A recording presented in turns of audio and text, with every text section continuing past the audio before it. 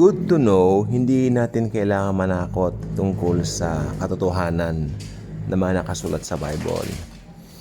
Good to know din na truth ang mga yon, truths. Pero Jesus is the truth. The whole Bible from Genesis to Revelation is Jesus Christ personified. Okay?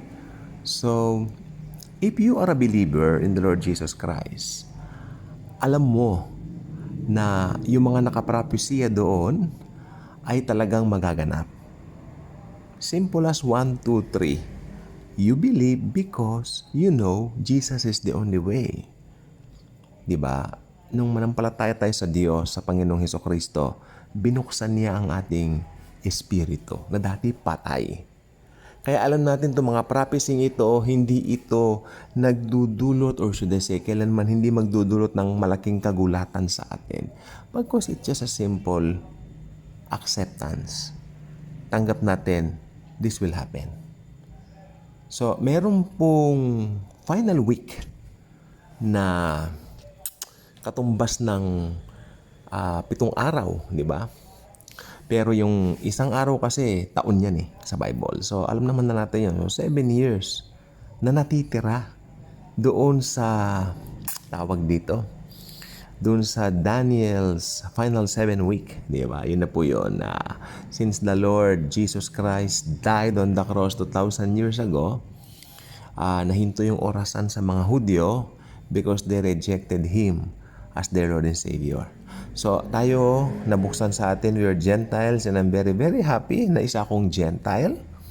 Aren't you proud you're a Gentile?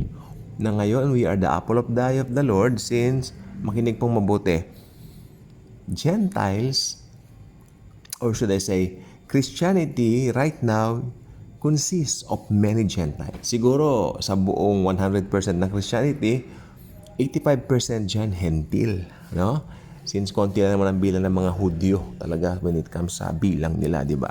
Pero karamihan pa ngayon, Christ rejector pa. So, meron pong katapatan ng Diyos sa kanyang mga pangako. Dahil ang sabi niya sa aklat ng Romans, sabi nga ni Pablo, I'm willing to, anong tawag dito, to be ganito, ganyan, para lang sa mga kababayan ko, mga Hudyo. Pero sinabi rin niya doon na tapat ang Diyos sa kanyang mga pangako. Di ba? Dahil yung pangako niya sa mga Hudyo, tutuparin po niya. You know what? They were going to acknowledge the Lord Jesus at the end of the tribulation. Kasi sa tribulation, they will realize how helpless they are. They will realize na wala silang pupuntahan. No, at makikita nila na ang tutulong sa kanila ay yung ipinapako nila sa krus ng Kalbaryo. Ang Diyos ng mga Diyos, ang Diyos ng sangkatauhan, the God of the universe, the God of the Milky Way, Jesus Christ. Kaya alam ninyo, during that time, iiyak po sila itatangi, sabi ng aklat ng Zacarias o Zechariah sa English. Kaya mangyayari po ang lahat ng yan. No? Ano ang mangyayari sa bansang Israel? Ang bansang Israel ay may magandang kapalaran. Actually, hindi kapalaran. Destination na po yan dahil Diyos ang may hawak Diba? Hindi niya pinabayaan ang bansang yan. Mahal niya yan. Loves niya yan. Diba? Although, medyo na-set aside sila ngayon dahil sa totoo lang po, ang priority ngayon ni Jesus ay ang church. Pero may pangako siya sa kanila. Kaya pagdating po ng panahon na yon, ipagtatanggol niya ang Israel sa gitna ng tiyak na kamatayan sa kamay ng Antikristo.